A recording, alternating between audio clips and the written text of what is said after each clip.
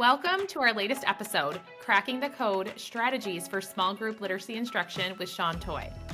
We're thrilled to have Shawn with us, an Orton Gillingham certified K-3 reading intervention teacher, bringing a wealth of insights to the table. Before we dive into the world of small group literacy instruction, Shawn, could you take a moment to introduce yourself to our listeners, share a bit about your background, your journey as an educator, and what fuels your passion for literacy instruction? Yeah, so hi, I'm Shawn Toy. This is my 10th year of teaching. So my first 4 years I spent teaching kindergarten, and then I spent the next 4 years teaching first grade. And then last year I made the move to like a title small group reading intervention position, which I love. So I've worked in the same school district this whole time, which is awesome because I get to meet siblings and, get to know the kids. And I really just love teaching reading. I love making that connection with them, getting to know them more, and just spending that one-on-one instruction time with them. Yeah, and you are working with kindergarten and first grade, I feel like are some of the best grades to work with because you get to see that growth, right? They're such foundational and important years in the literacy journey, and being able to work with students and see that growth both in kindergarten and first grade, I think is like some of the best times I think back to teaching. Those were the best grades, but also can be the trickiest to teach, right? Oh, yeah. I always say kindergarten teachers are special. Like I think that's the hardest grade. You get them Yes. coming in and they need a lot of learning in a lot of different ways.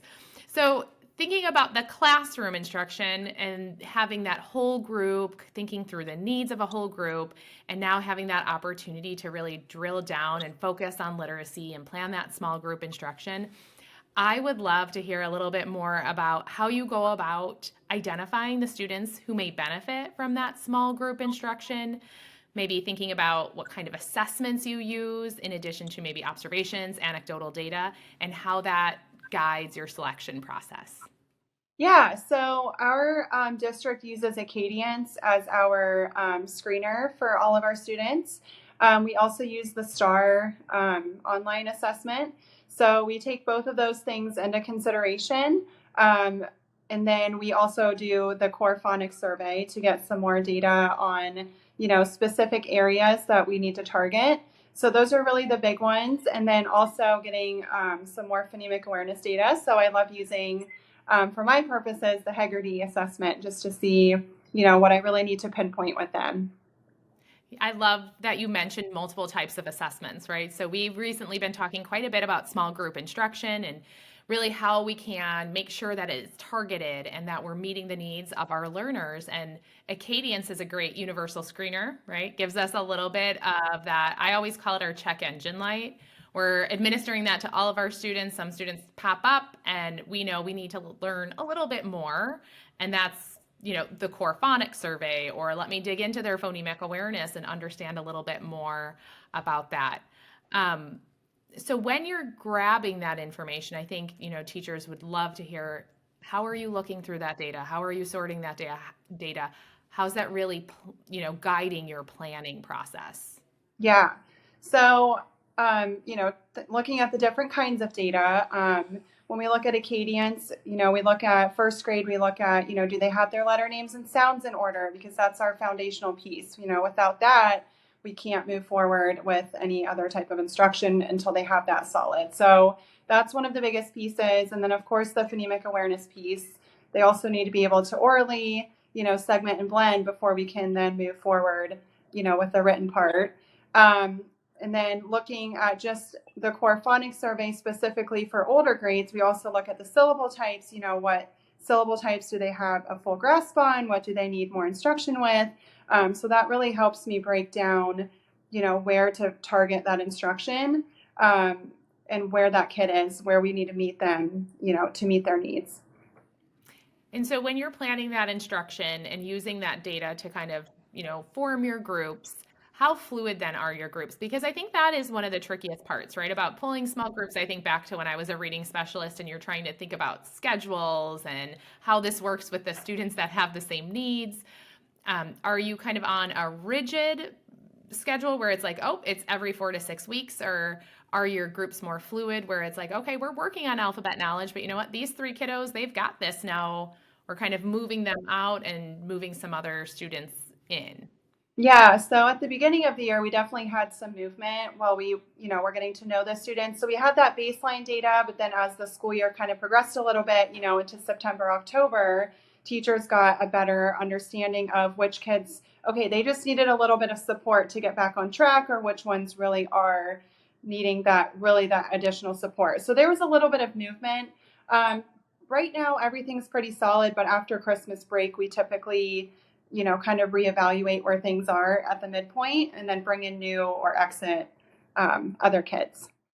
And so, as you're looking at that kind of midpoint, are you looking at the same type of data when you're making those decisions? Is there anything else you're considering that now that you've had the opportunity, as you said, to work with the small groups, right? In the beginning, you might not know the students, you're just kind of using some assessment data, but does that look different as you've had your groups and you're able to work with them?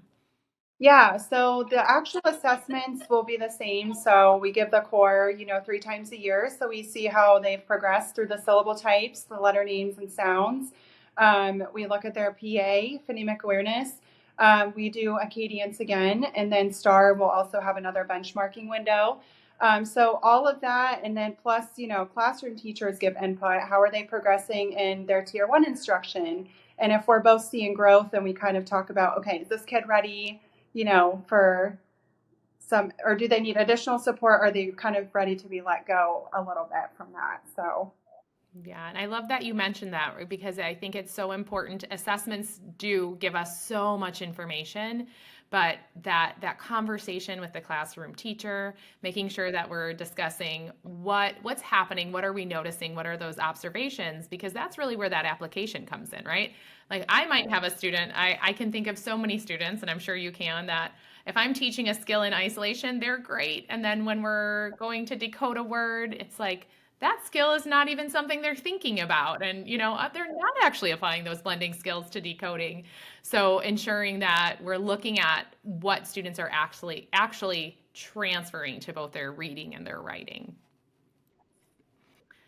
So small group instruction can, we know it's powerful, we know how beneficial it is, but it also can be pretty challenging, right? As a classroom teacher, just planning your own small group instruction or working with a variety of classrooms and working with a variety of learners. Can you speak to maybe some of those challenges that arise in planning and working with small groups and how you overcome those? yeah, so one of the biggest things right now that I think a lot of teachers would probably see is just the sicknesses that are going around. So we have a lot of kids absent.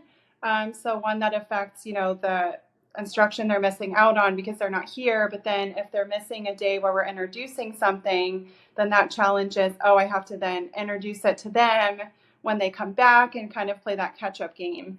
Um, so that's definitely one of the hardest things to figure out how to manage is, if a student misses day one of a new concept, how do I then fill in the gaps there?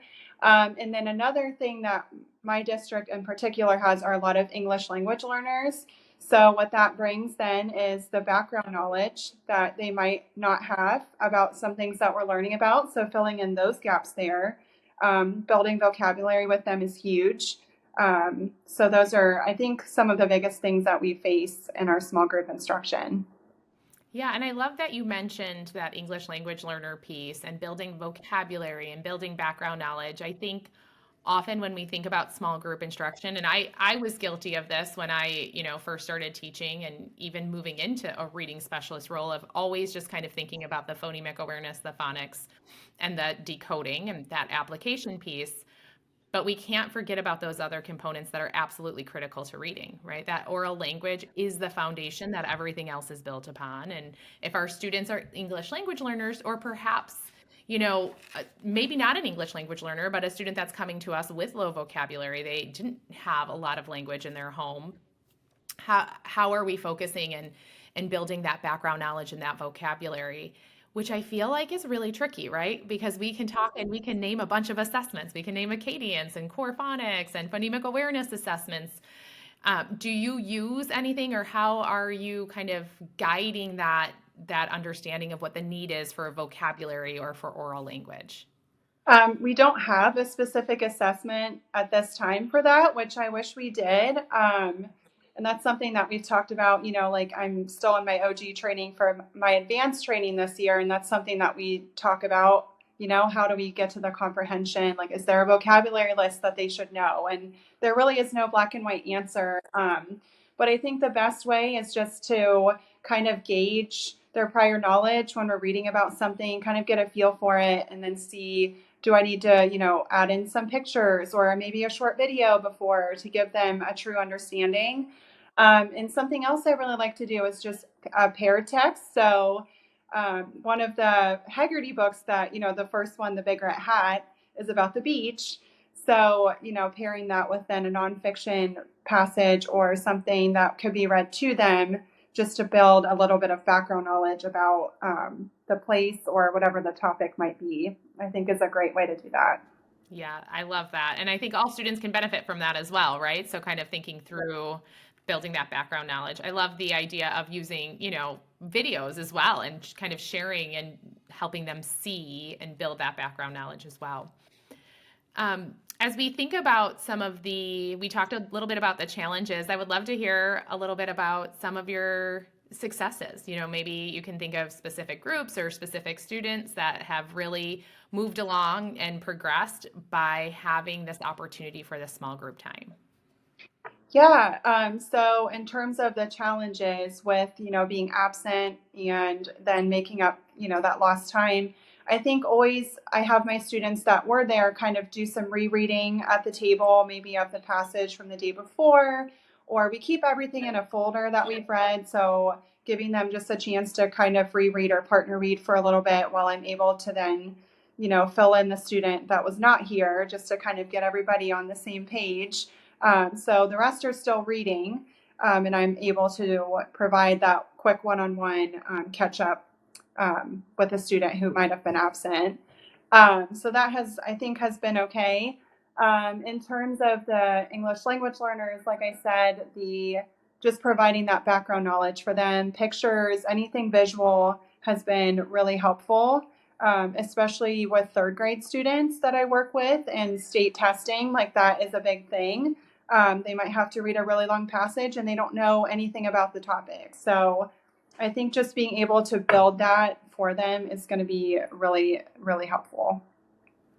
Oh, that's great. I've checked out your Instagram page and I've seen all of the amazing things you're doing and you're building for your small groups. I'd love for you to walk us through just what a lesson could look like with one of your small groups.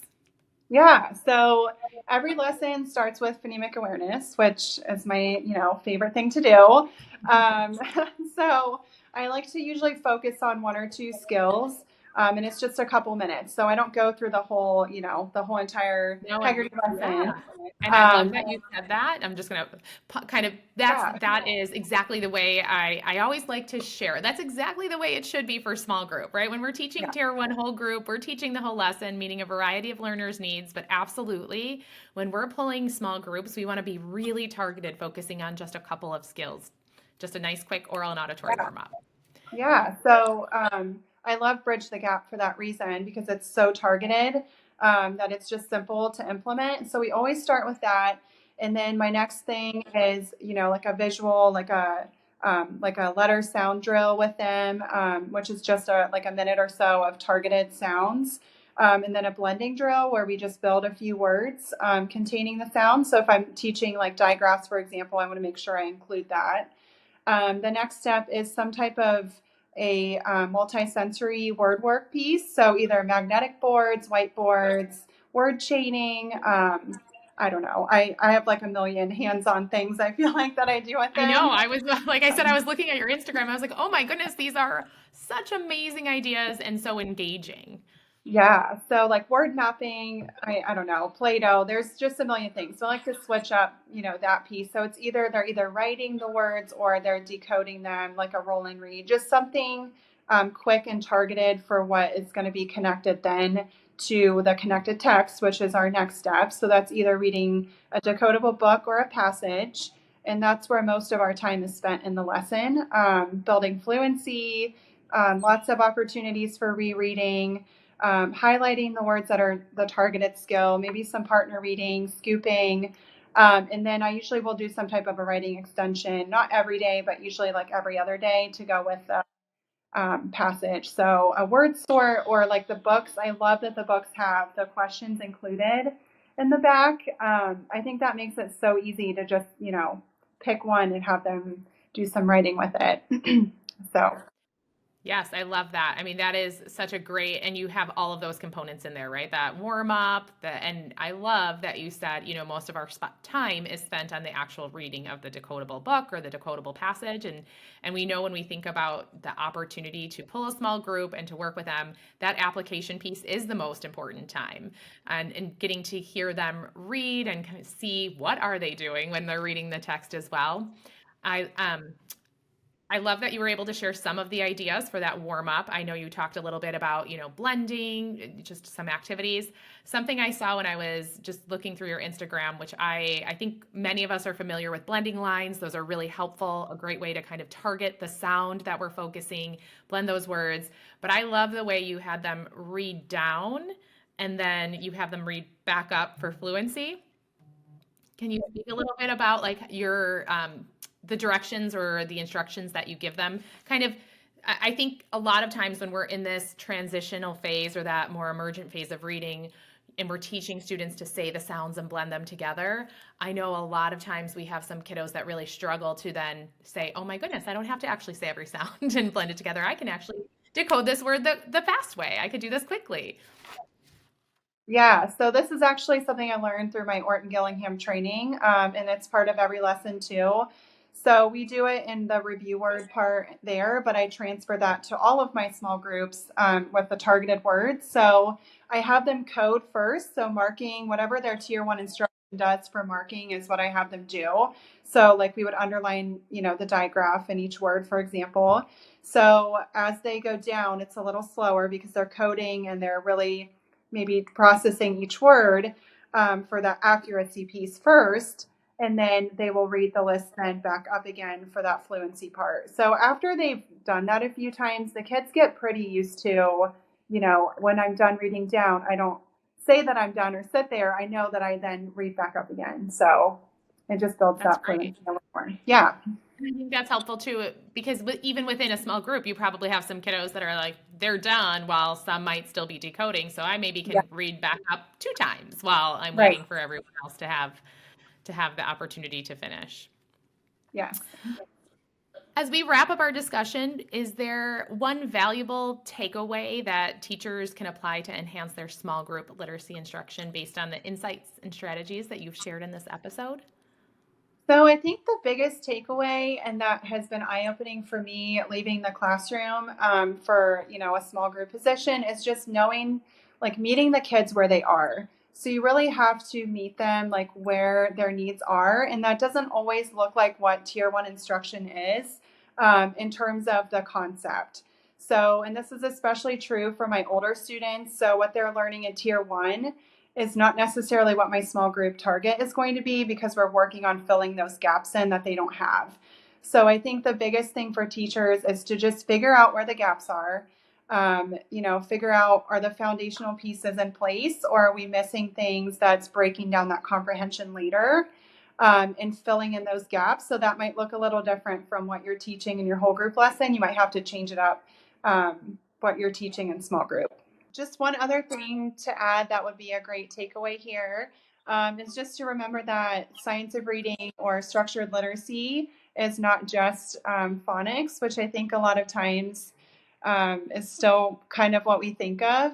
But it's so much more than that, like it can be fun, and it's also including that vocabulary and the writing and the spelling and the comprehension. So all of those things are going to lead to that skilled reading piece that we want from our students. So just another takeaway.